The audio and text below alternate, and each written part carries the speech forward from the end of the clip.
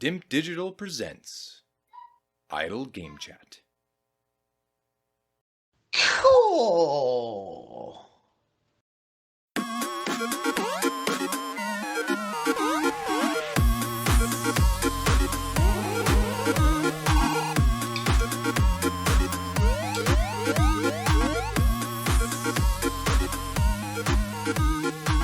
Hello, Apps here from Dimp Digital. Welcome to Idle Game Chat. This is the weekly video games podcast where we give our impressions of the games that you can play today and react to the latest news from the wonderful world of video games. We're here every Monday on your favourite podcast app and YouTube, absolutely free. This week, I am once again joined by the three-time Dimp Digital Gaming Quiz champion. It's Tom Adkins, not Adcock. How's it going?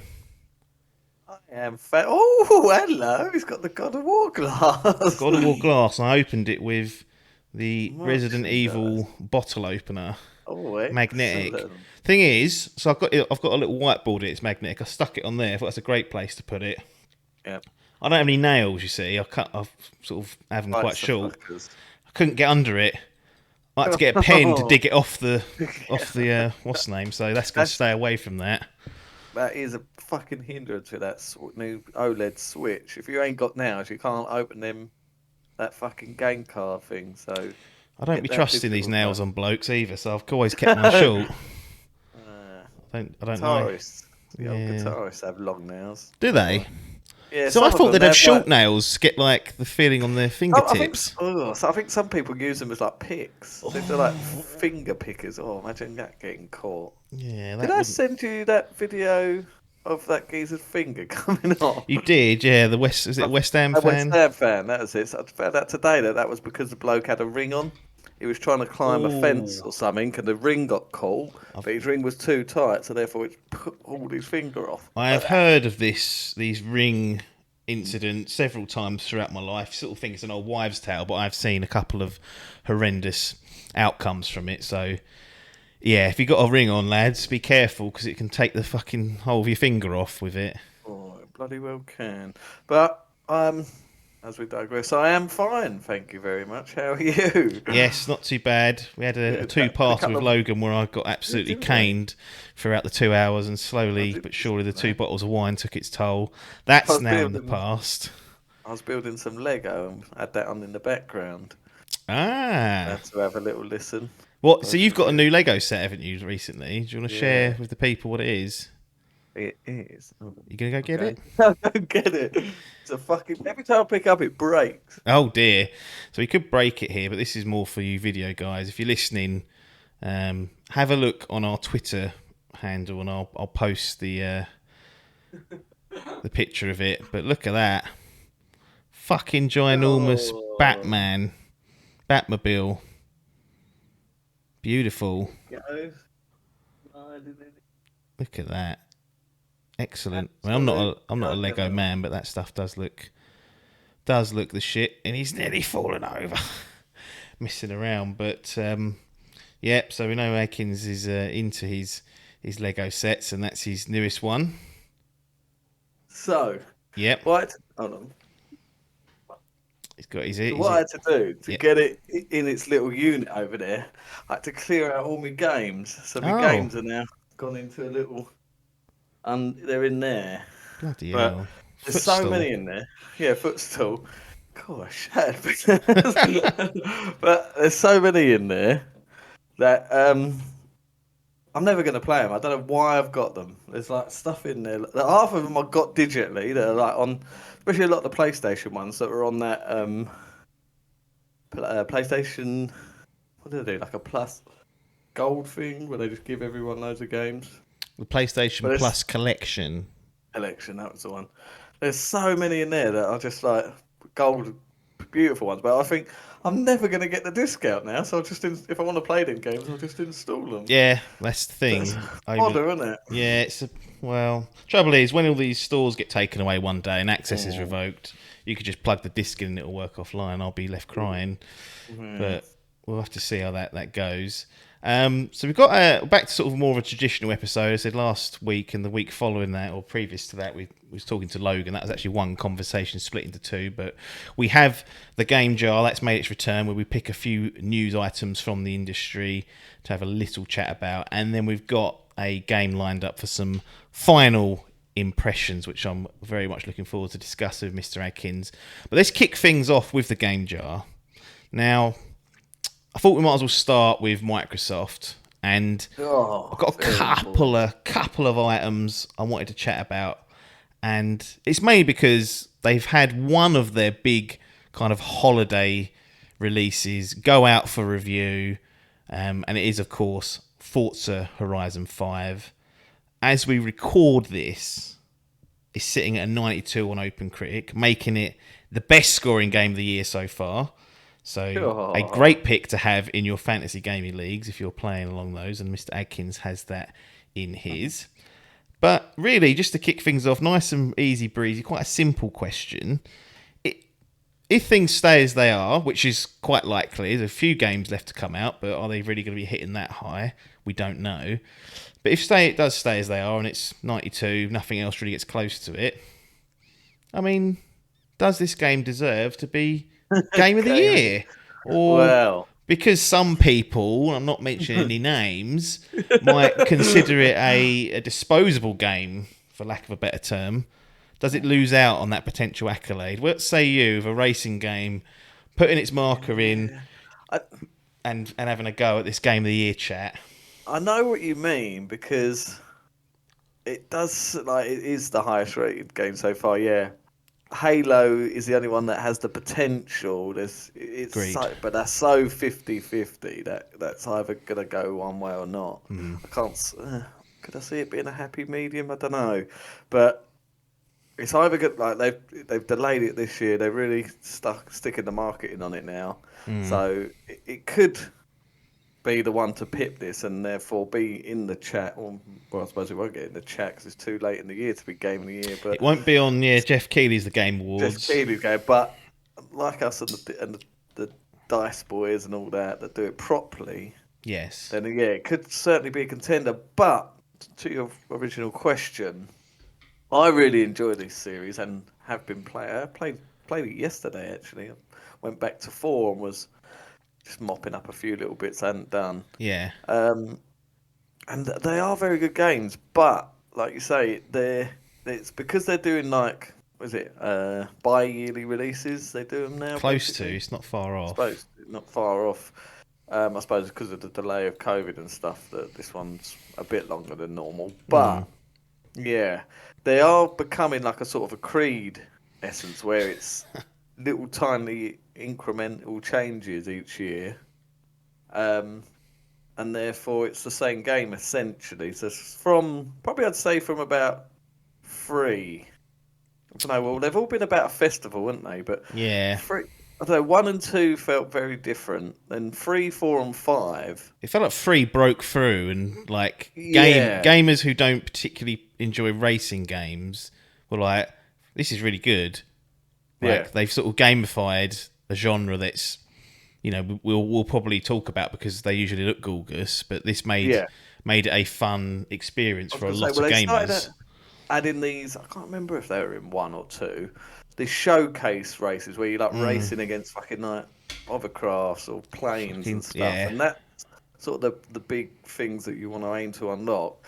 So 3, 4, and 5 for me feel like a Creed series. So you like a bit like Origins, Odyssey, and Valhalla, where it's that small incremental changes, but they're not breaking like any sort of wow factors sort of thing. Like they look like, obviously 5 looks very gorgeous. It's new upgrades to the graphics and stuff, but from what I've seen in terms of like innovation, there don't seem to be much that's been added really. It's more of the same, which I suppose people will say, if it ain't broken, don't fix it.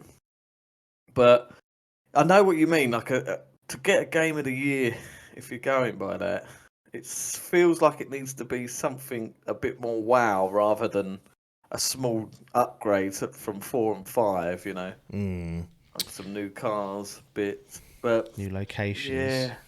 yeah, like these games, I suppose. I see. I think it was Digital Foundry and stuff that, and I do agree with them that racing games have always had this sort of tech show, like a sort of use the racing game to show off what Yeah. this console can do. And we're a year into these consoles now, so this one's only just coming out. Yeah. But yeah, can I know what you mean. If can it be regarded as a game of the year when we've had games with like very good stories? That's the thing. The stories of these games are nothing. It's just about a bloke turning up to a festival and racing. I think they're clearly some sort of criminal enterprise, these jokers, aren't they? I mean, how are they getting all this money together? They plot themselves into a random country and start ripping around the streets. Oh, this is the thing. Like, you're nicking cars out of people's sheds, aren't you? You go and find them. What's going on? Maybe there could be like an interesting story with corruption and crime. It should be quite good. But to be fair, what I would say, I would defend them on that. I know I'm a big narrative person, but the last thing you want in a racing game is the story getting in the way. I feel like they do a good job of just setting it up and then going, right, off you go. Like, we're not going to try and tell you anything. Like, you'd imagine a bad story, but it kept coming up with cutscenes and getting in the way. But like, this is true. irritating. What was that Need for Speed game? I quite enjoyed that, to be fair, but that had like live action cutscenes. Yeah, like... The Crew, I think, was actually a revenge story. Like, your brother gets killed at the beginning of the game, and you're off to it, and I'm like, what? I just wanted to drive from one end of USA to the other. I didn't know I was going to be avenging my brother. Didn't want to. Was that game Driver where you could get out of the car? That's it, yeah. Yeah, and then in Driver San Francisco, I think you could like teleport into any other driver or other drivers. Oh, so really? You weren't. It was almost a little bit like Watch Dog Legion in that you kind of could go to other people. Yeah. So they have had other strange things, but I'm sorry. But yeah, I think it's just like where it's such a big playground. There's like so many different things you can do in terms of like, your normal races, then the varied races, your fucking rally, your cross country, your normal races. Then it goes into the realms of your challenges, and you've got stunt challenges. Yeah. There's so much to compared to like I don't know. I always boil it down to like motorsport, where it's just different types of racing. That's where the big boys play, though, mate. Yeah, the real racing. That's the thing. This definitely isn't a simulation. Nerd's first car game, I call it. Yeah, I mean, you're following the arrows. You pretty much do a Mario Kart where you can just turn on auto. Yeah, and when you're racing, like you just slam into the AI and use them as the brakes, like they're rail cars. Like, it's not a lot of. I know you can tell the assists off, but even without that, because there's no damage simulation, that you can just do that and it just descends into that. But it's interesting. I do really enjoy them. But yeah, I see what you mean. Yeah, I'm not saying it shouldn't be. I was just asking the question of whether I think of all the years of it happening, and I'm talking more from the Game Awards perspective, because that's where the media vote and they have the biggest sways. That's like their event. Like GDC and DICE are normally a little bit different. The developers and the industry people are voting, so usually a little bit of a different game. But if of all the years, this might be the one where it stands the best chance, because it's, scored pretty highly. It's been a year of very good games, but there's not really been any pile drivers that have come through us. Normally we get like a handful, like we get a Red Dead versus a God of War, then you get like a Horizon and Breath of the Wild, and other. You think there's normally like these elite, or what we consider, I guess, elite level games that you think these are the shoe-ins for like game of the year. Whereas this year it's been very open. Like it's been a lot of good games, but not necessarily stuff that I think is great. Although perhaps later on we talk about one specific game that could be changing the conversation. But yeah, I'm not saying it shouldn't be in the conversation. I was just querying whether it would. Why it has this stigma. It's the same with like Call of Duty's never going to get it, is it? Yeah, I've just googled. Has a racing game ever won like a Game of the Year award? And just looking, the BAFTAs once back in 2001 gave Gran Turismo 3 A-Spec the Game of the Year. It's been 20 years, 2 decades. 2 decades, and the game hasn't come close. That's the last one. So a human has been born and grown up into an adult since then. Yeah. Think of that. Have a look. Have DICE ever give a racing game? No, DICE have never give a racing game. I'm going to give Untitled Goose Game. I know, that was the big shock. I accolade. think that was the year Sekiro came out as well, and people were like, What about these Japanese Fatsumu? No. No, so literally it was just Gran Turismo. There must have been some backhanders being dished out yeah. there. But no, looking at off the top of... Oh, Outrun in 1987 got the Golden Joystick Award. I think that's the fan one, the Golden Joystick Award. Like, Is it? I think that's like open to... I can't remember how they do it now, but it's like that's the fan one. Then you've got the Game Awards, Keeley's thingamajig, which is the media one, and then you've got GDC. I think they call the Gamer's Choice actually, but it's GDC's sort of event, and DICE that are the industry ones. Right. No, nothing else. So yeah, literally within the last 20 years, a racing car game has never won. Well, maybe Forza Horizon 5 will be the one. Who knows? Yeah, who knows? I mean, it's getting a lot of praise, but like I say, I don't know. It's been such a strange year for... I suppose because we've had so many delays. Everything's been piled next year, so we've only got a handful to pick from. But so maybe because of that, it might get a chance to get into the running. But no, I know what you mean. It certainly feels like, I don't know, like, can it be? There's questions being asked. Well, some people might be putting forward a little 2D game for Game of the Year, so then people will be asking the same questions there. So let's put a pin in that and see what happens later on the show. But speaking of Forza Horizon 5, so as we record this goes out on the 8th. The official release date is the 9th of November. But this is taken from VGC, Video Games Chronicle. Nearly 1 million players have already played Forza Horizon 5 before its official release. Some 800,000 people have paid for early access following the race's excellent reviews. Forza Horizon 5 has attracted nearly 1 million players before its official release date on the 9th. According to the Street Races Hall of Fame leaderboard, which compares stats against every other player in the game, some 800,000 across PC and Xbox are already playing the game via the $99/85 UK pounds premium edition, which includes early access. There's actually another standard edition that comes if you've got Game Pass, which is $45/40 UK pounds, and that would give you early access plus the 2 expansions. So this is that what I saw? I see that there was a workaround. Yeah, you could buy some pack. Yeah, so the cheapest that you could get it, and I think this is only applicable to Game Pass people, was 40 quid. Right. And that would give you 2 expansions. Like £4 or something. So they do one every year, didn't they? Did like a Lego one last year. Yeah, Hot Wheels, I think they did. Hot Wheels the year before. Was that free? That was, wasn't it? Yeah. And then some island thing. True. I've never actually delved into the... I've never actually... I've put hand in pocket. Only 1 and 2... Yeah. I think only 3. Yeah, 1 and 2 I got on Games for Gold. 3 I bought off eBay. 4 you give it to me. Did I? After I think Parker get it off got it with his console, and then you give it to me.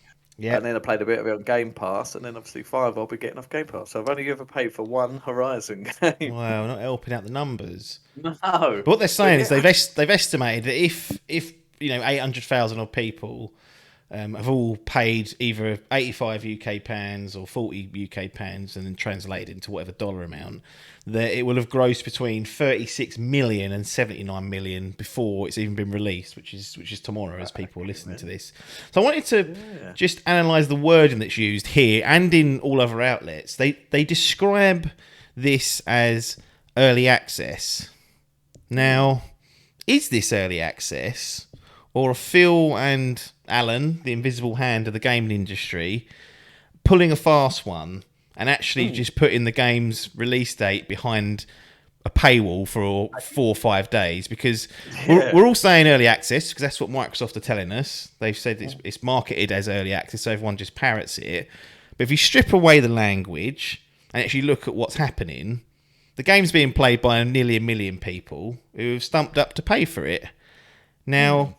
It's another money-making scheme, quite clearly, and it's been successful. And as usual with Microsoft and Xbox, they do it from the shadows. So they don't like Ubisoft, where they're like, right, XP booster, day one. You're like, well, hang on, what's going on here? So it's clever the way they do it, but what's going on here? Is this actually early access? Keeping in mind that it's going to release in a day or so, and I'm assuming there'll be a patch, but it's been reviewed very highly at 92.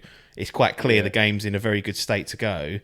Or is it, we're actually just going to... The game's ready last week, and we know we can earn between $36 million and $79 million if we just withhold it a few days, and people that are desperate and get FOMO will pay for it. Yeah.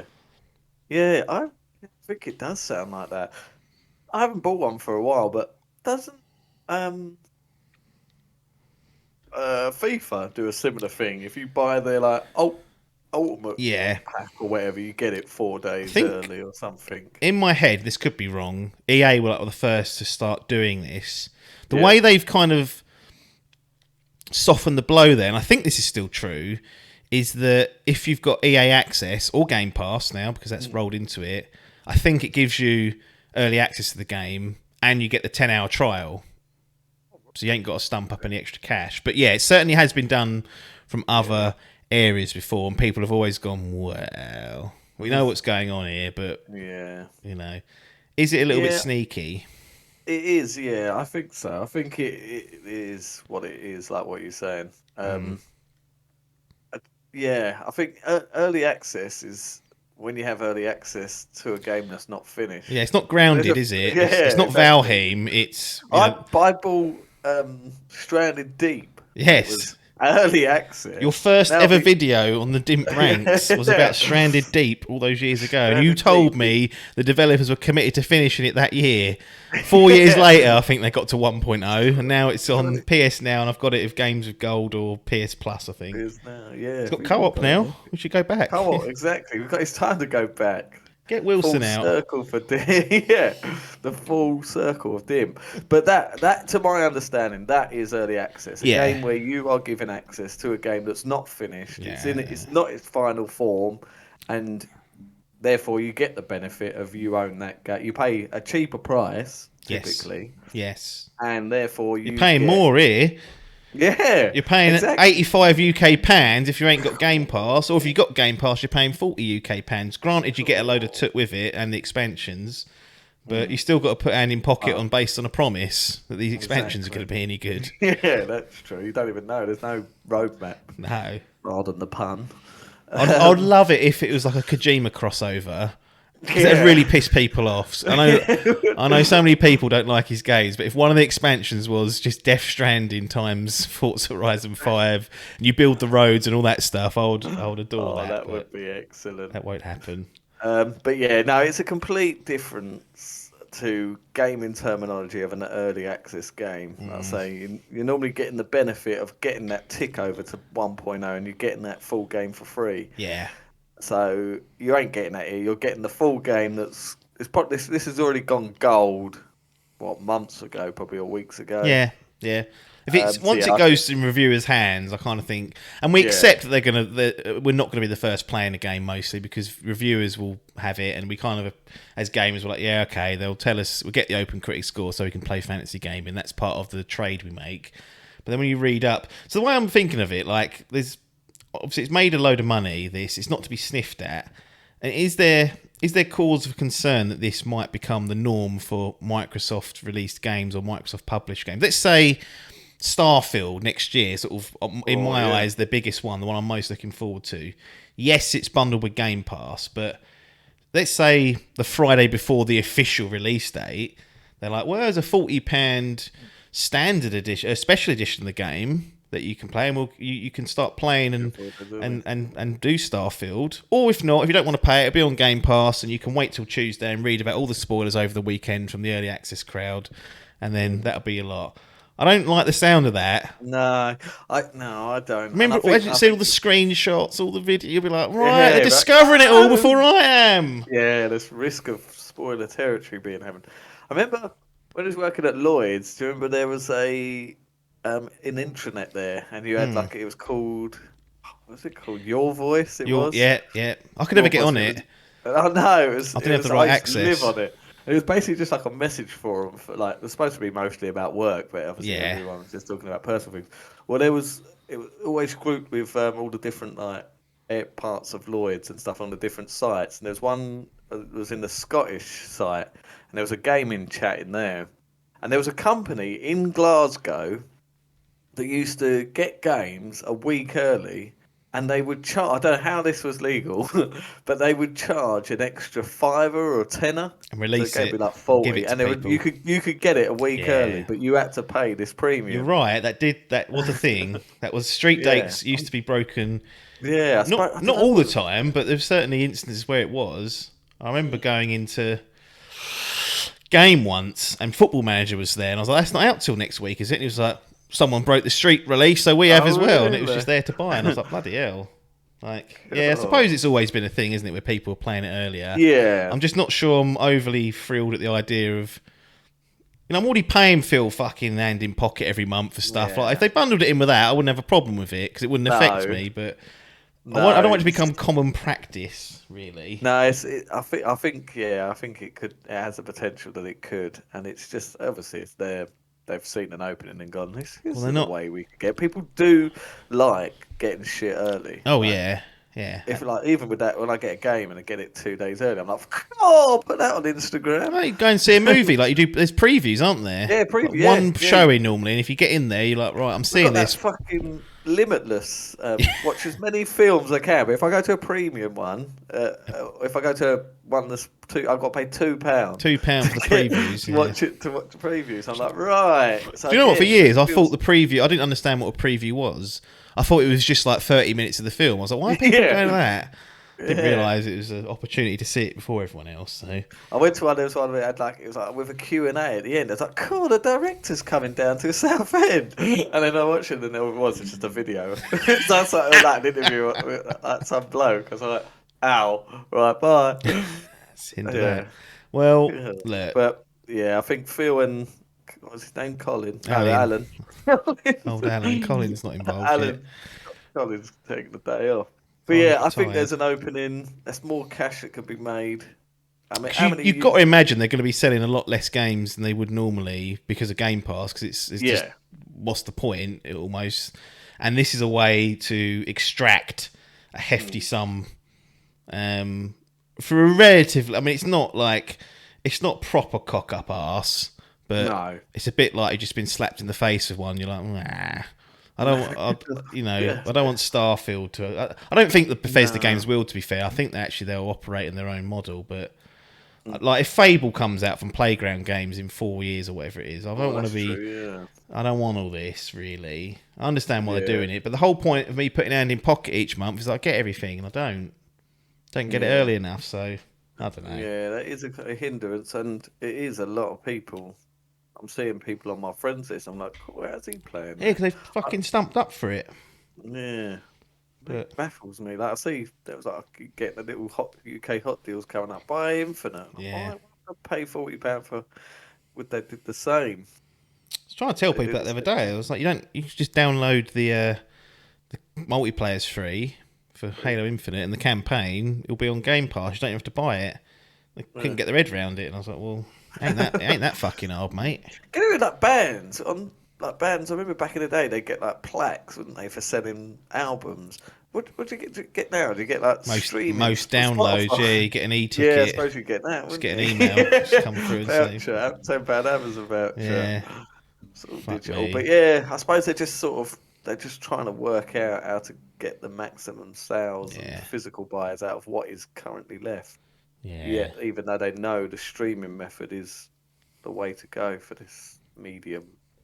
Well, are you going to play it? 100%. Yeah, I'm looking forward. What, day one Tuesday?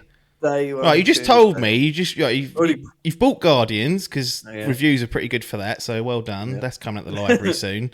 That'll be available. You just started playing Demon Souls again, or looking at playing Demon Souls. I've installed. You've installed it. And pre-installed this. And pre-installed this. So what are you going to do? Gig. Play all three. You won't. Well, you will, but one of them will win out, and two others will get binned off, I reckon. Yeah, that's true. Yeah, No, I did that this year. I was like, I'm definitely going to play one game at a time, and it hasn't worked. It is the way to do it because you get shit done. But You do get shit done, but it's hard because you have to time things. And if the timing goes out the yeah, shit pan, it's not ideal. But I know. So all and then fucking so what we ninth, isn't it? So yeah, Tuesday I'll be playing that. 2 days later, then we got that fucking Grand Theft Auto trilogy. oh, I tell you Like, what, I mean, it's not on the radar yet. But if that ends up coming out and looking the shit, then oh, I'm going to be jumping on it. that's another. I didn't even think that could pip at 92. Could do if it's. I don't know. I don't know. The games are from the early 2000s. They're always going to have that baggage, like I've said before. But True, if they've made it just about good enough, maybe the they trailer will. looks good. Like whatever they've done, they see a cartoon and They have, yeah. cartoonised it. But whether that's, I mean, look at that, the PS2 blocks. Yeah, they were like, yeah. I mean, it wasn't as bad as the PS1, where it was like just a triangle for people's faces. Like Metal Gear Solid, you look at the cutscenes from that, and you're like, what the fuck is that? Whereas at 2 still looks pretty good. Like, yeah. it's pretty good. But the old GTA games were a little bit rough around the edges. But who knows? No, Who no, knows? we'll It's see still that. But yeah, it's thick and fast. It's coming thick and fast now. So there's nothing for the rest of the year. We got fucking 3 games coming out this true. week. True. Halo's still in the mix, but yeah, no, my plans to. Well, the thing with Forza is it's so easy to just pick up and play. I can just literally pick it up, have a couple of races, I can leave it in that rest mode, come back to it, push, and like you say, it's never really about a story, so it's zero concentration. Yeah, but Demon so Souls will require maximum Oh, yeah. concentration. So how are you Yeah, going that is very true. I think I'll go mop. I might save Demon Souls till. But the only trouble is that I'm really into it. I mean, like watching. Yeah, all these fucking... the Elden Ring reveal looked exactly, pretty good, yeah. didn't it? So that's juiced me up now, and I feel like Bloodborne. I really want to get it done, but I never have the inclination to go right now. I'm gonna fucking try. Like, I felt like with that, the like last 2 games I played have been tricky, and I've done them. Yeah. Being Metroid Dread and that Kenner. Yes. A few times in that, and I found myself just. Like, going, God, this is fucking hard, but I just get that urge to carry on and get through it. So I'm like, right, if I'm in this mentality, then if I go back to something like Bloodborne or even start Demon Souls, I just got to apply the same sort of method of thinking. But the trouble is with that is it's so much more punishing. Whereas that, I'll die. Yeah. In like Ken or fucking Metroid, I'll die, and I'm right back to where I started. Yeah, Whereas Dark Souls, I fucking go all the way back, and I've got to redo what I've already done. Yeah, I mean, like, eventually, like Bloodborne, like you'll get to a boss and you'll die, obviously, and you can almost run there and ignore a lot of the mobs, but a lot of the time you'll need to kill them to level. That's I found. My proposal for you is that whenever those brownies are coming out, you put Forza on. That can you can just veg off with that. Put the soundtrack on, and any time that you need to concentrate or you're not intoxicated with substances, that's when Demon Souls is installed. That on then, that will fuck it. But I feel Guardians is going to be a short and sweet experience. That seems like a happy medium, doesn't it? It's nice and it's engaging, but it's not going to be stressful. No. It sounds like the story's pretty good, even though we slagged it off the high end because of the trailers. It's another one of these games that really makes me look like a fickle bastard, because I was not up for this. I was like, fuck. I was the same. But I'm up for a game if it's better than we thought it was going to be. Yeah, then the reviews come out, and now I've played like 2 hours. The only thing that's annoying me so much of this is I'm like, this is what Avengers should have been. Yeah. It's perfect. The first 2 hours I played is brilliant. Yeah. One, Tim Geddes said it's as good, in his opinion, as Marvel's Spider-Man on the PS4. He said that game's as good as that. And I was like, well, that's a big shout. But yeah, it's just annoying me because I'm like, this is what if Avengers was this and it cut all that fucking live games as a service that no one's interested in. We've had that, it's gone.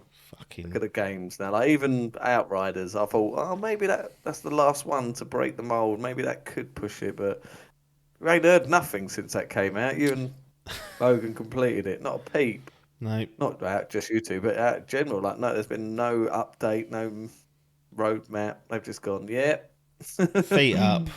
Feet up, exactly. So, yeah, it's annoying that Avengers could have been like that. But, yeah, I'm going to see that one off. And then maybe if I've still got this urge, really give this fucking Demon Souls. Because I want to. And I've seen people play it that don't play these type of games. And they can get it done, so.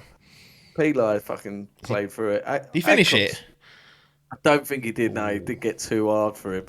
He did a bit of a biff. I think Biff got, he's killed 3 or 4 bosses, and then it got on top of him, and he fucking hated it. But I've heard this one is like one of the worst ones for like you getting punished, because if you're shit at Getting it, bullshit, then yeah. it punishes you. Yeah, a lot of people say it's a bit more of like a not a prototype because it's a full game, Right. but there was definitely some ideas in here that they've kind of tightened up over that time. And Blue Point actually did a few bits and pieces and added a few little tiny touches here and there, but overall the structure's going to remain the same. But yeah, I just feel like I need to get another one of these under the belt to warrant buying Elden Ring and getting sucked into that hype. I can't leave this and Bloodborne on the side and then go, yeah, I'll buy that.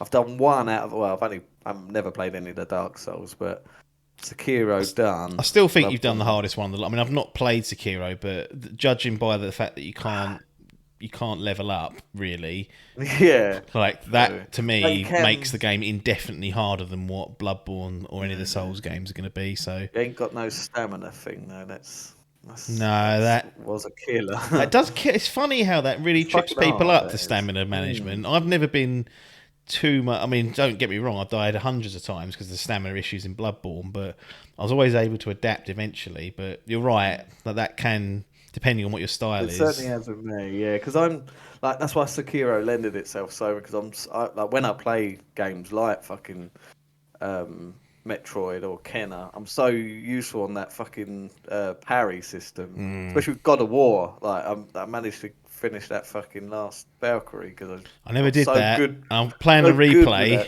Do it. It's good, but it feels like one of these type of fights. But I got so good with the parry that I sort of thought, well, that would always dig me out. Whereas, and that did help with Sekiro. You could always rely on the parry. Right. Obviously, it's fucking hard to do it because there's a system in there that if you parry too much, it fucks you up. And these games have all got it, but yeah, you don't have a stamina gauge. Do you have a stamina gauge? Don't think you do on God of War. Don't think so. No, I mean he's a fucking god. He shouldn't have. Yeah, he shouldn't do exactly. But Bloodborne did. Bloodborne and Dark Souls did. Yeah, and Dark Souls to have. So it's going to be a task. There was no HUD on Elden Ring, so we don't know what. We don't know what there is. Yeah, didn't even see any bars. No, I'm sure there will be bars, but maybe they removed it for that display. But I love seeing just the raw gameplay. And they kind of, they showed like little 3 or 4 minute sections, and then would cut to something quite different. It looks impressive. Like it does look good. What's his name? Not Del Toro. Who's doing it? R. Martin. Oh yeah, George R. Martin. Mentioned him in that new trailer, did they? I think they might have put his name on there, saying it's from Miyazaki. That's it. And boy, but yeah, it does look very good, and I'm just like, cool. Get me on that horse, and it's like up to 6 players. Yes, here we go. Now you're talking my language. Trouble is, get me on that horse. We'll discuss this in a preview at some point. Yeah, but February's right fucked up. Is it Feb? Is it? Dying Light, Elden Ring, Horizon Forbidden West, Saints Row. What cunt done that? What gaming god decided I'm going to put all 4 of those games in a 4-week and the shortest month of the year, no less? I'm going to bundle all these games into there. But I'm hoping something gets delayed. At least 2 get delayed. I would welcome any of those to all get delayed, so that they can have a month each. That would be such a great run. Maybe not Saints Row, but I know people interested in that. But I think certainly the other 3, like we love Dying Light. The Dying Light 2 is interesting us, and Elden Ring, for better or for worse, is something that looks like it might get our bollocks grabbed. And we know, well, I'm replaying Horizon Zero Dawn, and I forgot how good that game really is. Like, in terms of an open world game, it really is a great game, and I feel like I've lost that perspective. But going back through it with the 60 FPS patch especially, it's stunning still, and some of the stuff they've already mentioned kind of G's me up, Because a lot of places actually you can't climb on Horizon Zero Dawn. Oh, cool, shit. But they're saying there's more of a free form climbing on this, a bit more like Creed. Where Too preachy, Biff said. Yeah, well, I mean, it's fucking tribes. Like, it's the reset of humanity. What does he want? That's literally like scripture. That's all, society's based on all that crap now, unfortunately. Did Biff finish it? Yeah, he did finish it. He did, because he reviewed it. One of the very few games he finished. Yes, he did, didn't he? He did. So, is a Biff game. It is a Biff game. Could be the label. Right, let's get on to it. Big one. Nintendo popping up with some fucking games to play. Oh. So look, we know about this Switch. We know that it don't get played as much as it should do. Mostly, it's a dust collector. To be honest, I haven't picked mine up since I've finished it. No, same here, and there's no reason to. No. Metroid Dread. Oh. So that is. Dread. Look, I'm gonna do my cards on the table, and I'm gonna briefly do it because I wanted to incorporate. Because I played through Super Metroid before this. That's the long and short of it. So I watched playthroughs of Metroid, Metroid 2, played Super Metroid, watched a playthrough of Metroid Fusion, and that forms like my cards on the table is what we'd call it, because that's sort of my history. Before that, I had no real direct experience of any of it. I'd heard great things. I've tried to play Metroid Prime once on the Wii for about 4 hours and then binned it because I didn't like the GameCube controller. That fucking trigger. Oh. What's that all about? Yeah, it's a weird old one.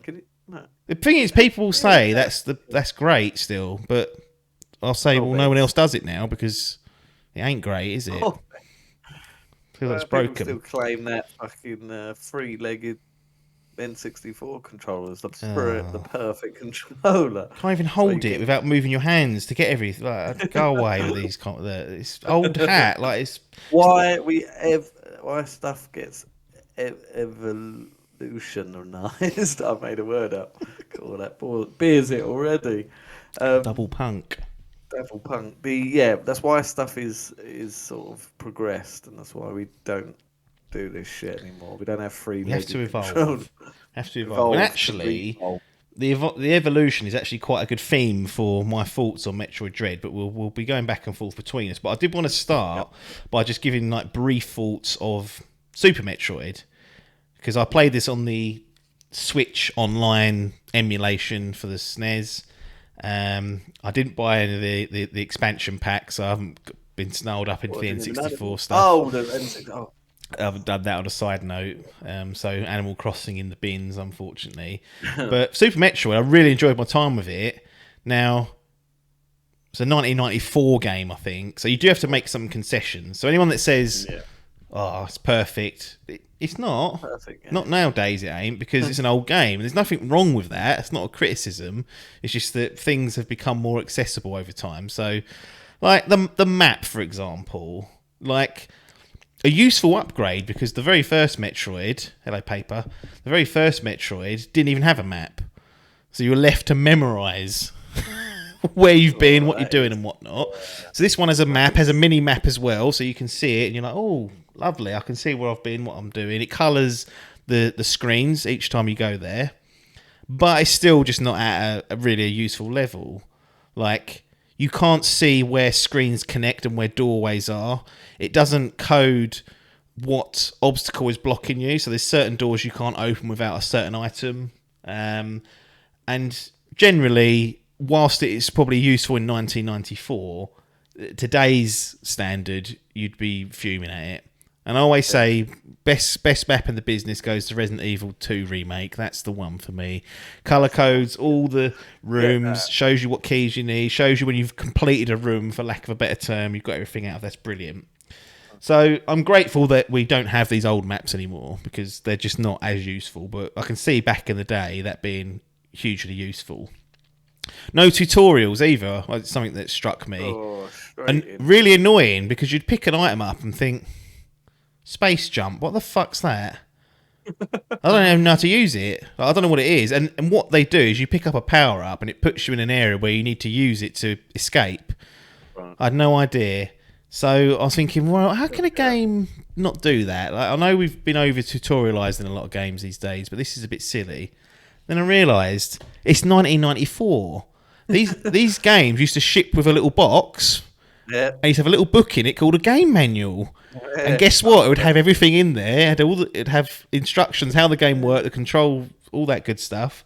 So I PDF looked up the old manual, and lo and behold, it tells you how to space jump in there. And I was like, okay, that makes sense. That I'm okay with that. Like, I kind of miss that in games. I suppose that's a symptom of getting rid of the manual, is that everything has to be in game now for people. Yeah. So that was quite an interesting perspective.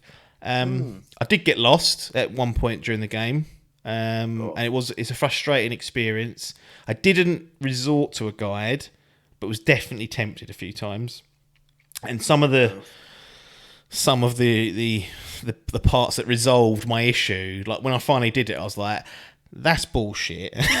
that's like you can walk through a wall suddenly, and I was like, right, okay.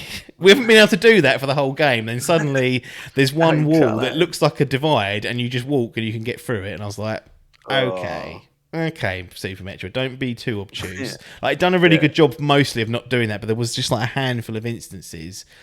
And yeah, it was really cool. It was like peeling an onion back. Like, it was like, but it was almost opposite, because you start in the center of the planet almost, and you actually expand your sort of horizons. That was really cool. It was like you know, hit an obstacle, go and find a new bit of gear, defeat a boss, get something, move on, but with no real signposting as to what you're supposed to do, because the map wouldn't say or remember, you know, this door needs a green rocket or a super missile or whatever it is. You have to just remember it. But overall, I really enjoyed it, and that gave me a good kind of perspective going into Metroid Dread, because I had no other kind of, you know, hooking on point other than that. I feel like you are the opposite. No experience. Yeah, well, I've only played. This way tells me I'm wrong. Dread. Unbelievable. Yeah, I've had hours. I had an hour of Metroid, and like you say, couldn't fucking work out from my arse from me. Oh, that was the original Metroid. Oh, gee, had an hour on there and went, cool, what is this? Then realised that, like you say, this shit would have come with a massive upgrade, a massive manual, in the box. Also, I think they relied heavily on consumers buying their magazines, that fucking Nintendo power. The narrative is that the first Metroid, whilst really interesting game design, is awful to try and play through, because it's just not... It's so obtuse. Like, so no shame in walking away from that one fucking 30 years after it released. Exactly. So I had that, and then again with Metroid, Super Metroid, I played about 2 hours of that. And that's about it. So I've never finished a Metroid game. So why'd you walk away from Super Metroid out of interest? Did you just want to get on with Dread by that point? Yeah, I just wanted to get out of Dread. I think my intention was to play, and I was like, I'll definitely play through that at one point. And I left it too late, and I was like, oh, fuck, I've ruined that now. But it wasn't... I just sort of played it until I got stuck or whatever. And then, just sort of... I think Dread come out, so I was like, I ain't got no time for that now. But, no, I do regret not going, because I might one day go back. I have the option, but I'd be interested to see you going back, because they are very different, believe it or not. There's definitely a lot of differences, and I would be interested to hear your perspective on that. But I digress. Continue. But you're right. To the untrained eye, essentially, I've never finished a Metroid game, so I did sort of go in quite cold. Didn't know. I suppose you would have had the perspective of sort of, the Metroidvania things of knowing that, okay, so they've obviously taken a lot from previous games. I could tell, without having to play them. So stuff may have cropped up. So it will be interesting for the perspectives that we have. Whereas, like you would have had that background knowledge of playing it. Whereas you just even just from playing it, and even if you watched a full play, you just see them do things. You're like, oh. You bomb the corner of a room, and you could likely find something. You wouldn't think to do that without seeing or doing it previously. So it definitely gave me a leg up for sure. But I want to hone in on this particular quote. So this is post completion, yeah. Tom Adkins, 4:20 sends it of a Sunday, I believe it was. Picture of the Switch OLED, Metroid Dread credits. Game of the motherfucking year right there. Was fucking hard also. Explain yourself. Indeed. Explain yourself. I stick by that. I stick by that. Currently, what I've played and what I've seen, it is my game of the motherfucking year. Okay. I thought it was fucking hard. It was the hardest game I've played for a while. Only in terms of its combat. I want to talk about like, the difficulty because yeah, it certainly spikes. Like you'll just breeze through enemies, like basic mobs, or whatever you like to call them. they're literally no easy. challenge. They're no challenge. They're purely there to whatsoever. farm ammo and energy, Yeah, as far as I'm exactly, concerned. Yeah, I rarely, if not ever, got killed by one of them. Only maybe one or two when I was on low health and went, oh, I could just run Mr. past Parry it. or Oh, something. No, he's hit me. Yeah, but yeah, like you say, a lot of them are just thing. But the boss spikes, yeah, they were huge. The Emmy, but you don't really sort of fight them. It's more running and then It's stealth and puzzle, really, isn't it? yeah, they're essentially their own puzzle. But the challenge of getting through the bosses, and there's quite a lot of them, isn't there? Really, like even the sub tons. bosses. There's quite a few of them, but they were a great challenge because the challenge really did spike. But no, I just found it a real tight package for what it was. Like going into this, I had done enough research that I knew what I was expecting from a 2D Metroid game. I had enough previous knowledge of seeing gameplay and people like how loved the franchises and stuff and feeling that sort of isolation and getting lost. But when people used to say the game was hard, I always just think that was because of the design, not the challenge of actually fighting the enemies. Yeah. It was always, you didn't have fuck all to go on. You ain't got a waypoint. It doesn't tell you where you're going and how you do shit. Whereas this was it was like, I think it's like a puzzle because you're figuring out. It took you deaths. So you sort of like was learning from every death. You go, right, so he does that. That's his attack pattern. So you almost had to die to learn. Like, Yes. I can't imagine people banging these bosses on first runs because there's so many and some of these bosses that had like phases. There were so many things. I was like, right, this move. How the fuck do I like block this? Man, I was like, this is unblockable. There was like one boss that had like a fucking like energy field, and it filled the whole screen. I was like, how? Like I can't jump over that. I can't duck under it. What do I do? And it turned out later on that it's something you get, therefore made you get bypass that move. But it was, I just loved it. I thought there was enough.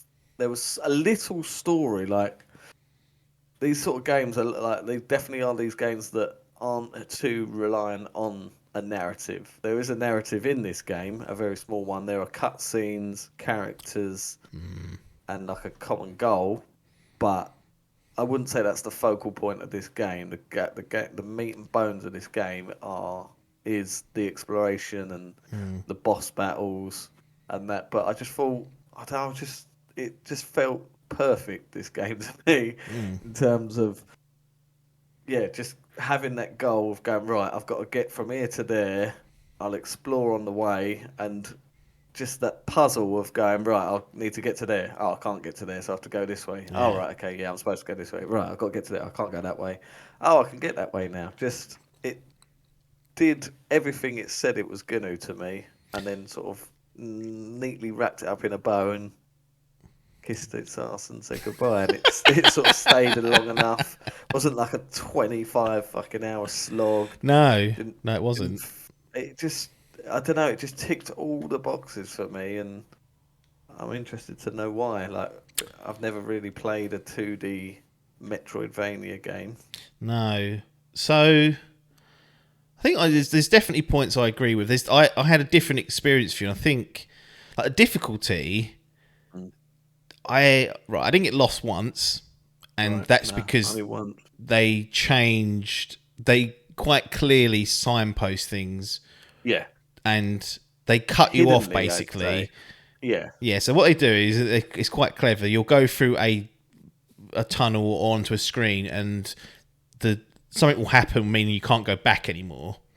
Yeah. So you know from that point on, you can only go a number of ways. Like, it's greatly reduced. Like, it does make the game far easier to navigate. So from an exploration point of view, I enjoyed it. I had no frustration in finding things or doing things. Like, sure, I got frustrated trying to get some of the optional extras because they required a little bit of skill that I was lacking at times. But in terms of, I never got lost. The map I thought was excellent. I know it's perhaps over detailed for some people. It doesn't leave a lot for you to sort of discover necessarily or to figure out.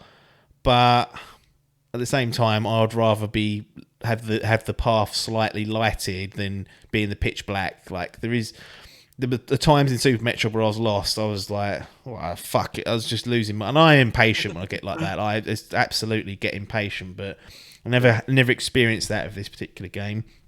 So the exploration side I found much more accessible, much more streamlined, and there's still lots of optional bits and pieces, and it still felt like I was discovering things as well. That's important.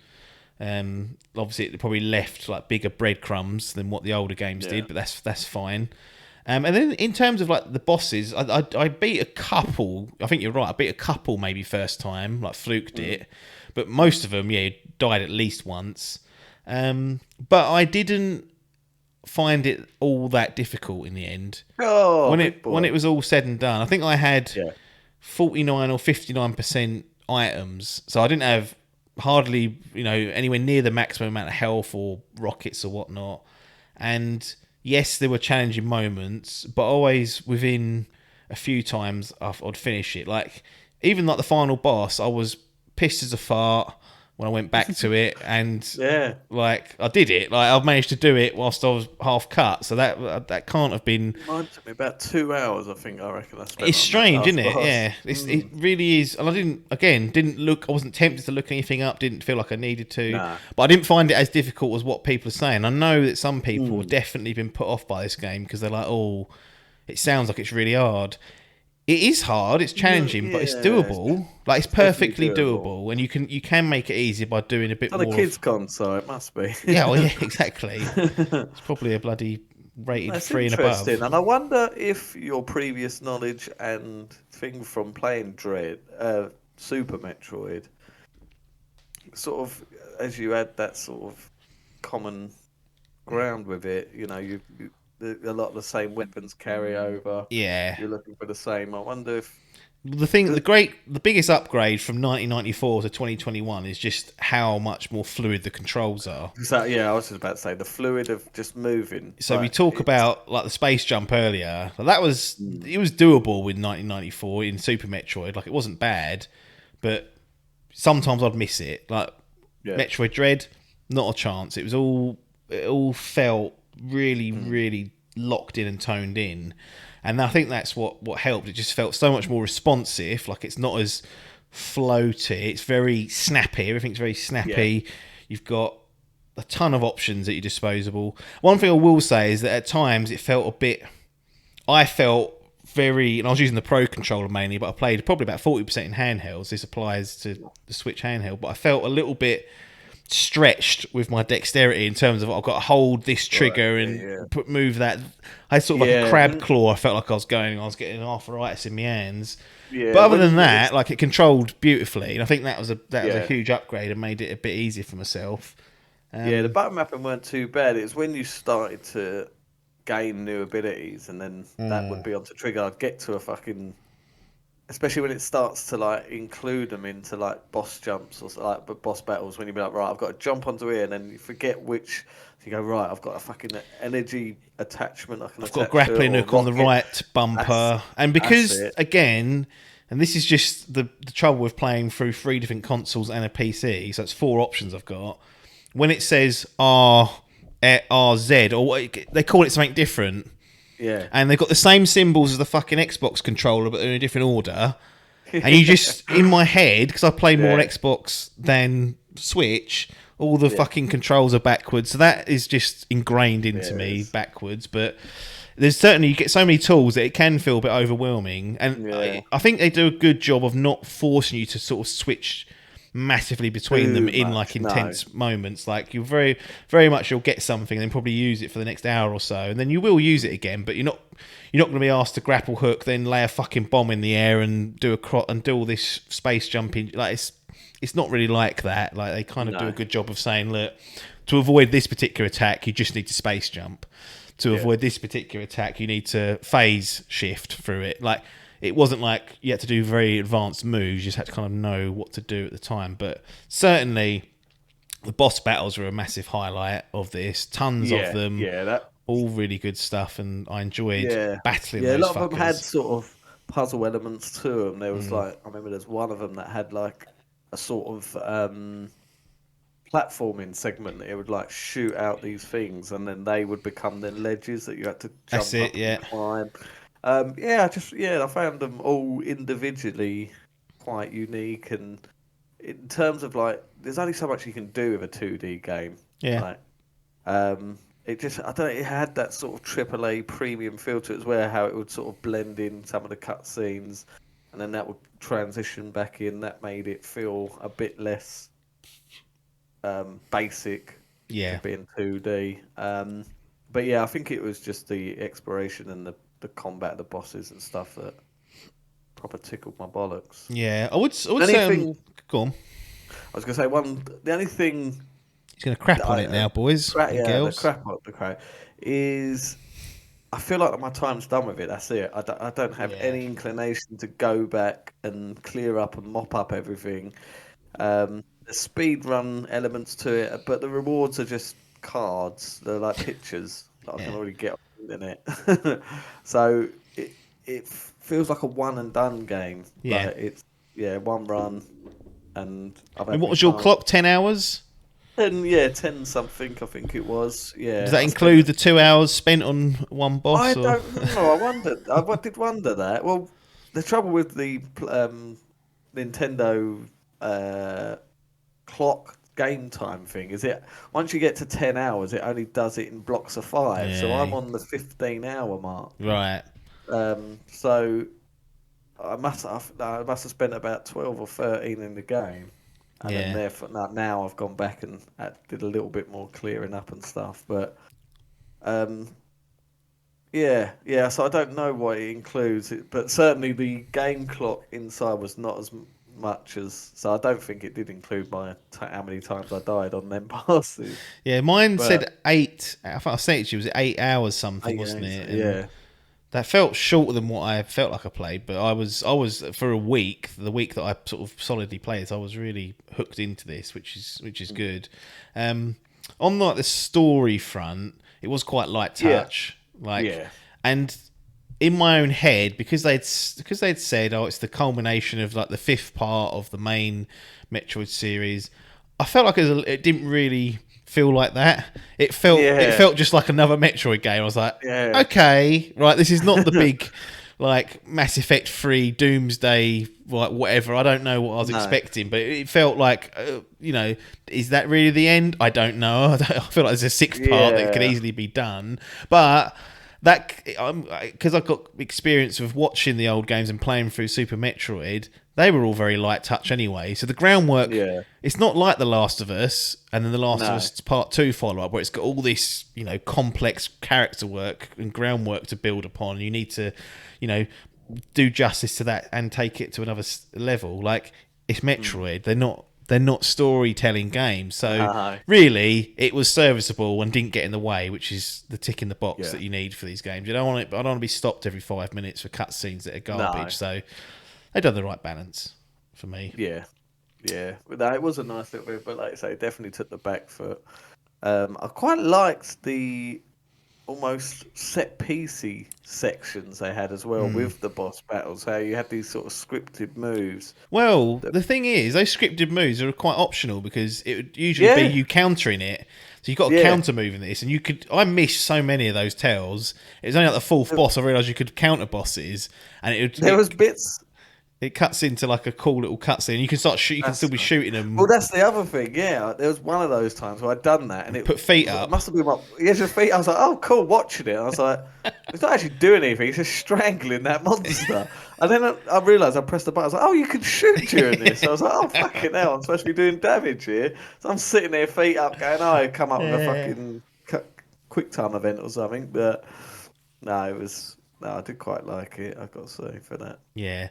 I am going back to the Emmy parts. So these are basically areas of the map, usually about a quarter of like a zone. There's a handful of zones and maps that you can go to, where if you go in there, there's one of these robots chasing you around called an Emmy. If it catches you, you can get away from it. It requires no skill in the timing. It's guesswork because as soon as the little light that blinks is gone, that means you're too late. So you kind of have to guess. A little bit like the F1 when they start on the grid. There's like the lights stay on and then just go out. Like there's just a random time, and some of them take a gamble. So that was these are zones that you need to get basically from one side to the other through to get to the next part of the map, and then eventually you'll unlock something to kill the Emmy, and then that area's free to explore without the worry of it. I found these interesting. I don't know if I would have wanted any more of them.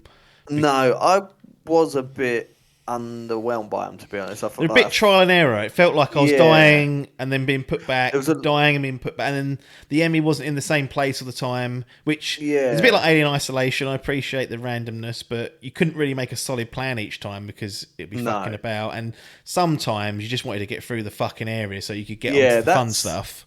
That's the thing that I found. Like at first, I was a bit sort of the question of unknown. I did get that sense of dread. Yes. Sort of as soon as you see the doorways, you're like, oh, all right, fuck, I've got to go through here. But I found certainly in the earlier stages of the game, I could quite get away quite easy. Yeah. And then when you start to get more abilities and you have like you could then hide from them, I never really felt too worried about them. Like it was an annoyance because, like you say, you want him to get. When you start learning where you're going to go, you go, right, I've got to get down here. And then you go, oh, fuck, I've got to go through this room. And if they see you, it locks the fucking door. Yeah. And you have to try and get away from them. You're like, I'd normally just die. I'd just kill myself. I was going to say, hope I got a more favourable starting position for the Emmy because I knew where to go. I got caught by them quite a lot. But, yeah, there was always... There wasn't as bad as being something like fucking... What's his name? Mr. X or... that big slapper. No. I didn't get the sense of dread from that. And essentially, once you got past that area or killed the boss, and you could then go back and dispatch these enemies. That's it. Essential units you'd kill, which would no trouble at all, and you'd get a weapon. It would upgrade your weapon temporarily to dispatch the Emmy. And the other thing with dispatching them, they were all the same. Yeah, you just had to line up a longer line of sight. That was basically was it. I think I had one where I was like, "Oh, this." It really took a while for me to figure out. The one where you got to go overhead. Yes, that was it. It took me ages to figure out. I was like, "How the fuck?" I haven't by the time I melt his face, he's already at me. That's it. So you have to fire on the Emmy for a certain amount of time until it exposes the weak point. Then you've got to charge and blast the fucker. And you can sometimes do it in one go, but most of the times you have to expose the core, run away, find another area in which you can sort of line up the core, the blast beam, and then unlead on it. But it was the same for all of them. You just had to find the area which gave you enough time to do it. They've done quite a good job of sort of giving and taking away with those Emmys as well. Like, yes, yeah. Without spoiling, but there's like sections where sort of it makes you feel comfortable. Oh yeah. And then you're like, oh, hang on, no, I'm not. They've done quite a good job of sort of, and again, sensing that sense of dread. Yeah. In the thing too, but certainly the bosses were more. I'd say I was a bit underwhelmed by the. I feel like you mentioned about the dispatching, it was all similar. I thought they could have done more, maybe made him a bit different into that, or even incremented him into bigger boss battles. Yeah, fucking. I mean, it's really like to get rid of them. You're just so relieved. So in that sense, it works. Like you're like, thank fuck, I've got rid of that prick. I can explore this area now. But there's a fair few of them. It was about 7, I think. And I can totally see where people, especially those that loved Super Metroid and perhaps didn't like Fusion as much, or whatever the one between that was. I can't remember what it's called now. What have they got? They've got Metroid, Metroid 2, Super Metroid, Fusion. And I can see why you wouldn't like this, because it's a complete departure from historic and traditional Metroid. Yeah. It adds another wrinkle to it, but I think it's in the end a bit unnecessary. But you can get through it. But I can see the frustrations for people that didn't like that. I had a few minor performance issues, like in handheld and on the docked mode. As I said, I played it about 60-40 docked in favour of that. But I definitely had some. It runs pretty smoothly, like 60 FPS butter, but there's definitely some bosses where I would be letting off at them and it was dropping frames. Never cost me a death or never got in the way really, but that's just something to note. Another thing, again, we've been so spoiled with the Series X and the PS5 SSD.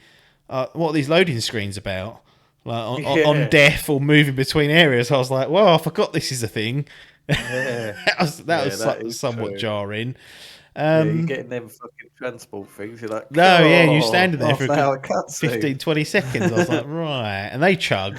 They absolutely chug. Yeah, they do chug. Less than Yeah, I 60. think I had a couple of performance issues. It seemed to be sporadic, and like you say, I think it's when there's a lot of shit going on, because it's a lovely looking game, like particle effects, multicolours, like some of the variety of colours that are used in the environments, and yes, your energy weapons and stuff. So yeah, there was sections, but it seemed to be for me, just like in the open world against the mobs. It wasn't. I don't remember sort of boss battles chugging a lot or any pivotal points. No, it certainly isn't. It's a minor thing just to call out. Like it happens occasionally. I just noticed it, so it never crashed. Never had any proper issues. It was like a game-breaking bug as well. Apparently, I never got it. No, it was like right near the end or something. That would annoy me. And again, coming back from my, I pretty much played Super Metroid, gave it a day, borrowed Metroid Dread off yourself. I noticed there was a little bit of it lacked a bit of atmosphere, this one, in comparison to that. Like, the music in Super Metroid is so good. Even the environments feel a little bit more distinct. This just sort of lacked a bit of atmosphere and felt a bit sterile in places. I think you go in those Emmy areas, they're all like cool frozen areas that they are. It felt a bit lab sort of steroid types. I wasn't... Had I not played Super Metroid, I doubt I'd have even picked it up. But I felt like that was not as good. But then again, Super Metroid is seen as one of the greats, so maybe that's why. But these are relatively minor kind of criticisms of what has been and was a great kind of 8 to 10 hours that I played. Like, really, like you said, really tight room to explore and spend more time in there if you want to get all the upgrades. Essentially make the game a little bit easier for yourself if you're struggling as well, and a real sense of achievement when you beat a boss or when you get to a particularly difficult collectible or upgrade that you've seen on the map for fucking 6 hours, and then suddenly you get the power and you get there and you think, oh, it's not as simple as I thought. It requires a little bit of advanced controls. Like, it has all those elements in it. It's a little bit more of a handheld experience in terms of compared to the old ones, but ultimately, if you were to ask me to play Super Metroid or Metroid Dread again, I'd probably play Metroid Dread again, because it's just a far more streamlined experience, and I'm a bit of as I said, an impatient fucker. Yeah, just emphasising that fluidity of it. It just feels so good Bob to on run around. Like, even still, even though I've got all the upgrades or abilities, there's like sections to unlock. There's like a sprinting thing you can get, like this rocket boost, but there's still stuff now. I'm just like, how the fuck am I supposed to run this short distance to get enough boost? But there's ways around it. You can store the boost and then jump up a place, and then there's loads of advanced tech. I think Spark something or other. I can't remember what it's called now. There's tons of stuff. There's tons of depth that we probably didn't even scratch because we just were getting through the game. But yeah. No, I think we're about 50%-ish each on the item front. But yeah, that's the only downside. I just found that there's not enough to warrant me going back. If you used to get extra suits or something. No, do you know what?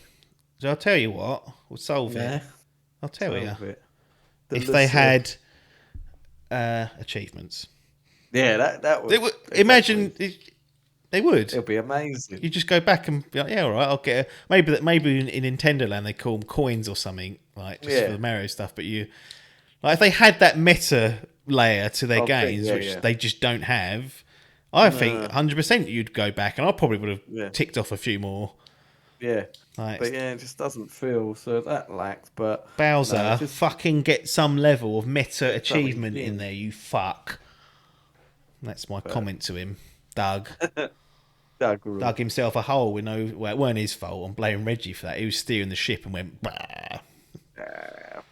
Fucked it. But no, very good music there. A lot of it. There's so much nostalgia for the OG fans as well. Like you said, the music it's very carried over and modernised. Yeah, there's a few tracks that are ripped straight out of it, which I appreciate. And the little noise when you get the upgrades, they're like that's it. These little. Yeah, there's some great nostalgia in there, and for new fans alike. I think it's a great modern version of Metroid. And that's the thing. Like I don't want to play the 1994 version of Metroid again. Like it's a part of its time. Like it's fantastic for its time. I can look back fondly at my 8 hours I spent playing that, and know I enjoyed it, but also understand that with the way that I've been brought up and the games I've played, like accessibility and streamlining stuff is quite important to a good experience for me.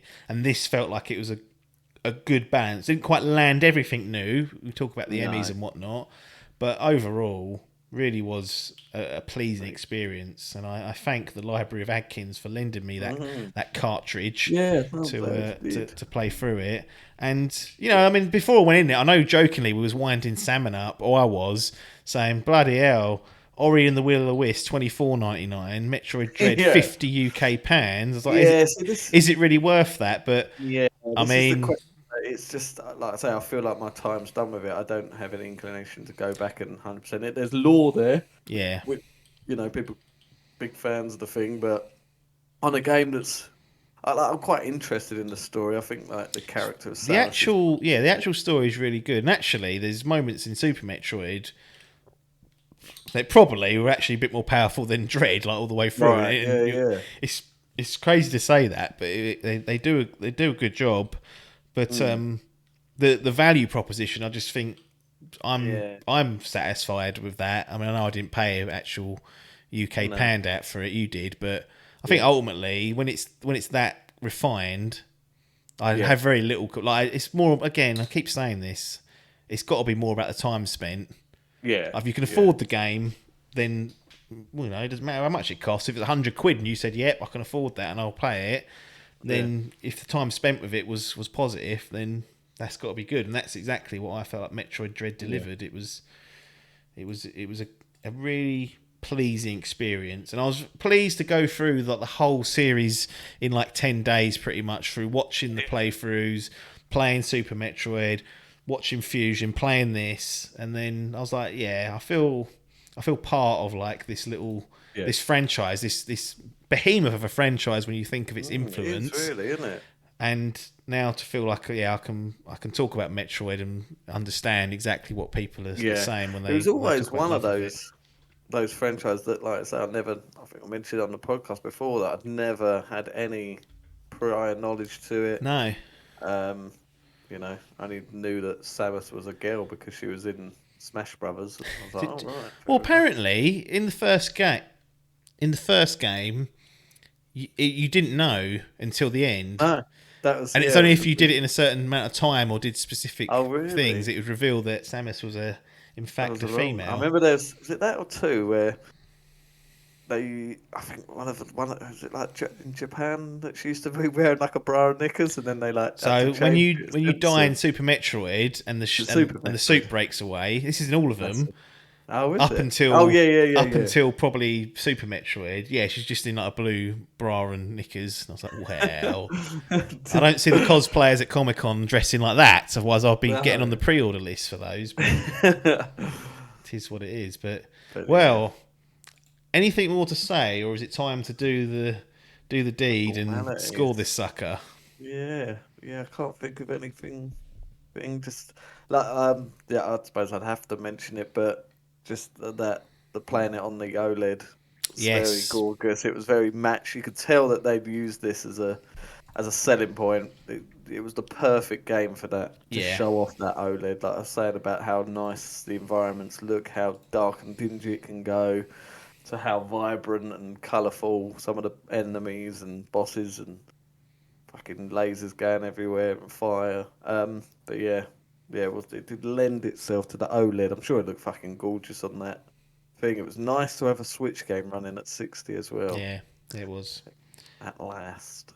Go on then, give us the detail. The detail, see...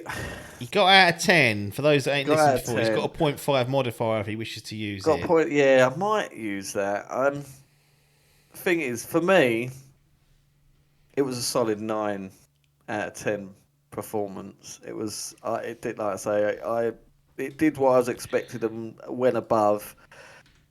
Some of these games that are too hard, I find they just aggravate me, and I lose interest. I never got that with this. There was points where I struggle with a boss, and I'd have to put it down. I'd go and do something, and I'd come back, and I'd still have that itch going, I've got to go back and get that boss done. Yeah. I want to go back and there wasn't much time from when I didn't pick it up. I think I had it done in a few days. I think I only played it for about 5 days. I think it was just like few hour chunks. Sorry. But I feel like I should take marks off it for being. Just put it in the gold section. Now I've got to undo the paste. Well, I don't know. I feel like how you are on it, having played Super Metroid. Don't let me influence you. I don't know what I'm talking about. I've got a PlayStation hat on. I was going to knock a 0.5 and give it an 8.5, but I don't know. I feel like a 9 is a Stick to your gun. Well, I ain't going to influence. No, I'll stick to a 9 because fucking hell, fanboy. Oh, you heard this cunt. Yeah, 9 because I suppose it's not a perfect game because it's not a 10. What is? But no, 9. Give it a 9. It's a 9. 9. It's a 9 out of 10 game. It does what it says on the tin. Doesn't outstay its welcome. No. There's lore in there. It's a great game for a newcomer to the franchise, such as myself, that watched a few YouTube videos of story. I don't think I've watched. I watched a couple of speed runs, but never actually watched all the like what you did. I didn't watch all the games being played through. Well, I'm a sad cunt. But like I say, I went in a bit more blind to you, so I didn't have the prior knowledge of what was coming up. So I feel it's a good one to jump onto, even though it's a 5th in the series. Yeah. Fluidity of the game was so good. And yeah. Just it felt good running around and doing it. But yeah, just lacks on that. But like the Emmys were a bit underwhelming, and I don't have much to come back to. Now I'm done my one playthrough. Yeah, I could do a couple of speed runs, but I get a picture at the end. Whoop. So therefore, 9 out of 10. Adkins' game of the year so far. Just Pip's Resident Evil Village, I think. Yeah, so I think... Well, let's sit on 8.0s. Let me just organise your particular chart that I've got here. 8, what's it? I've broke the spreadsheet. I need to get Dave to sort it. So this year, correct. That's the highest, other than Portal, which I think we're going to scrub off because we said it's too old. Not because it's crap, but we tried to agree that we don't want to be going back too far. Did you review Ratchet? Or... Yeah, 8.5 I gave it. 8.5. Yeah, see, it's for me in a minute, it's between those 3, Ratchet, Res, and this in my head. But for me, it's a solid 8.5, easy. Yeah. Yeah, I think I don't know what it could have done really to get a 9. Maybe just the atmosphere type of thing. It just didn't quite fit. I think, again, that's subjective. Was it too linear for you as well, having come off the back of Super Metroid? Maybe, but then you should have seen me those evenings where I was stuck on Super Metroid. You'd have been like, how's he enjoying this game? He's fucking swearing at a telly, and the poor puppy's going to get earful when he goes back. So I don't think, personally, I think actually I prefer things when they don't fucking strike me up like that. Yeah. But it's definitely it's definitely more. I wouldn't say linear, but it helps you a lot more, which is fine. Yeah. But I think that's just what you kind of need in today's world. You don't want to be. Yeah. Games aren't supposed to be obtuse for the most part. It's one of the big problems I had with Bloodborne was that although yes, the game's difficult to play, it's even more difficult to fucking work out where to go next because it don't. Yeah. The character. There's a fucking stone on the floor. If you pick it up, it's got an item description telling you where to go. Yeah. Oh, shut up! Yeah, I know. That's the difficulty, and this eradicated that. I had no issues, Yeah. and maybe you do lose a bit of charm with that, but solid game. Really enjoyed it. Like the first time I've picked up the Switch for a modern game for a while. Probably the first game this year. I'm thinking. I don't think I actually played like a. I think the last thing I played was Animal Crossing. It can't be that, can it? Oh. What they had out? Astral Train, you didn't play that, did you? You ain't done any of them Super Marios, did you? No. 3D I played the World. old ones, but nothing new on it. Didn't play Link's Awakening, No. did you? Binned the. Yeah, I think it was. Hmm. Let me have a look at what else is on there. But no, Nintendo generally, like, Switch. really impressed. Certainly in the conversation for Game of the Year. For me, we've got It Takes Two. We've That's got. one I need to play. I haven't played Trouble that is, you yet. need another person. We've got Ratchet. You know, can I play it? You can't do it solo. Can't do it at all. And you'll understand why. I think if you play it, I'll play through it with you if you want. I'll play. Could through I that play it game. at random? I wouldn't. You can. You physically can, but Oh, you play with me then. I'll play with you. Let me in. I'll play through it with you and Logan if he wants to play it. Yeah. So it's those two: Ratchet and Clank, Metroid, Hitman. and It Takes Two. Hitman, yes, but no. And I've got very good reasons for that, which I'll save. And I think I actually said it when I first played it, in that it's got 6 levels and 2 of them I didn't like.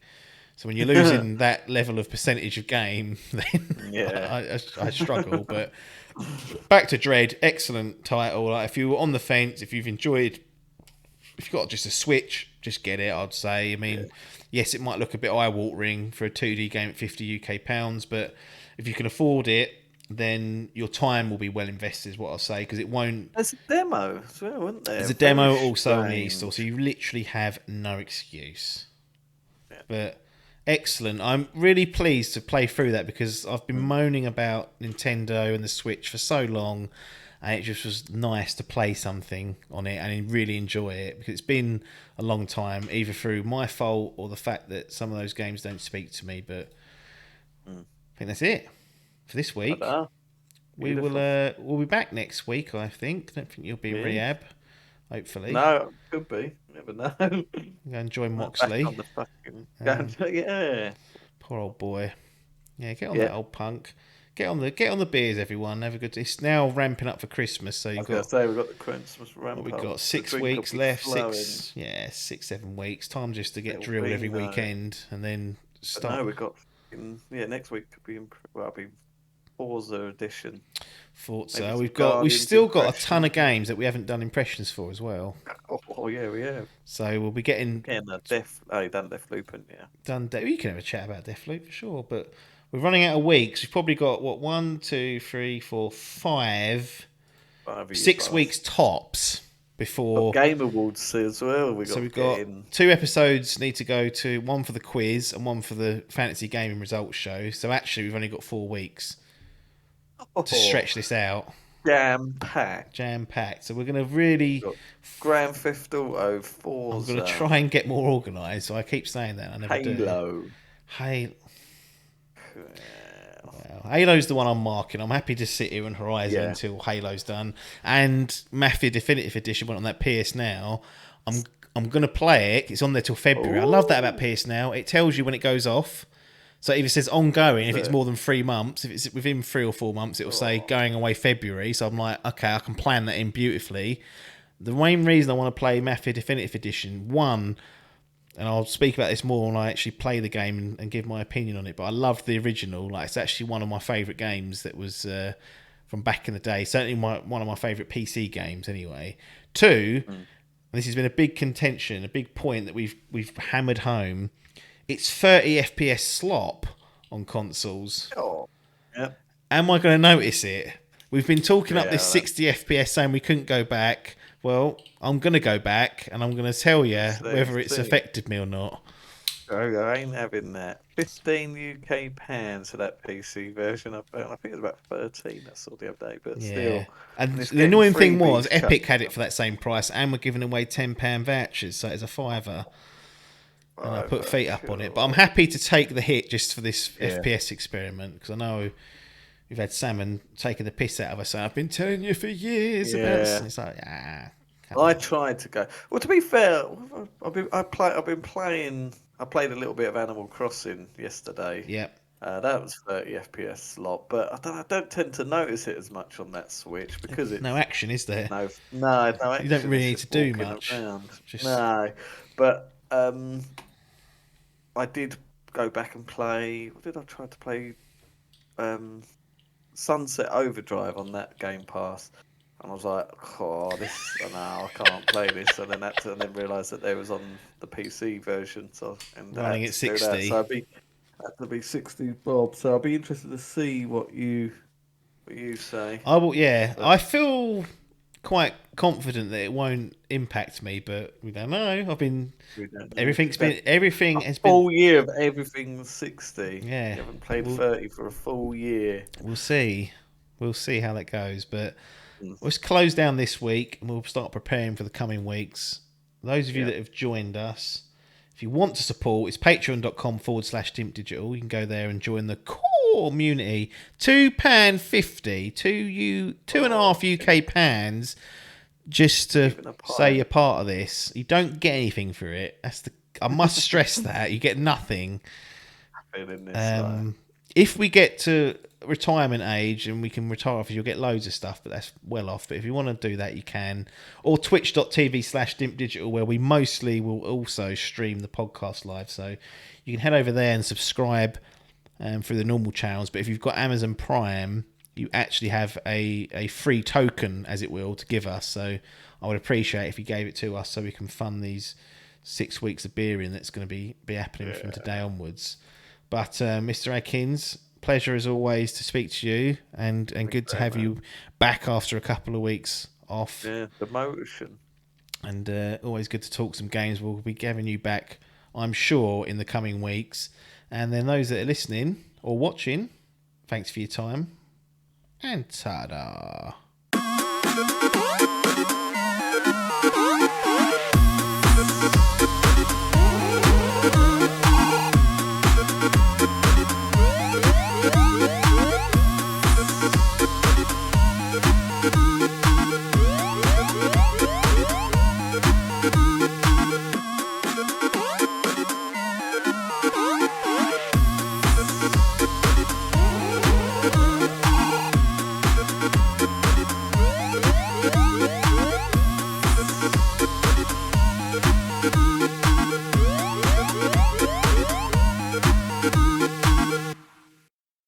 This was a Dimp Digital production.